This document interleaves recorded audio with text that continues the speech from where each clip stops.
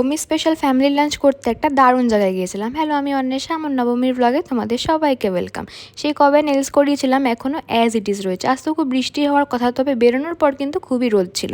আজ গেছিলাম হিমুর হেসেলে। এখানে যদি তোমরাও যাও, অ্যাম্বিয়েন্স কিন্তু খুব পছন্দ হবে।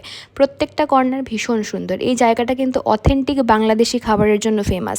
স্টার্টারে খেয়েছিলাম ঢাকাইয়া জালি কাবাব, দেন মেইন কোর্সে ওদের বেস্ট আইটেম মোরগ পোলাও, প্লেন রাইস, লোটে শুটকির ভর্তা আর বাংলাদেশি স্টাইল চিকেন রোস্ট।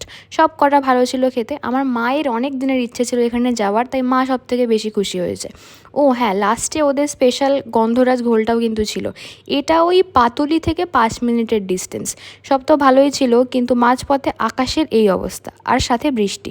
আর তো একটা দিন না হলেই পারতো আজ। আমার মায়ের ম্যাডক্সের ঠাকুর দেখার খুব ইচ্ছে ছিল, তাই বৃষ্টি থাকলেও কিছুক্ষণের জন্য চলেই গিয়েছিলাম, যদিও অনেকটাই সন্ধে হয়ে গিয়েছিল। তারপর আর কি, মন খারাপ নিয়ে বাড়ি ফিরলাম, কারণ কাল তো পুজো শেষ। Thanks for watching, tata.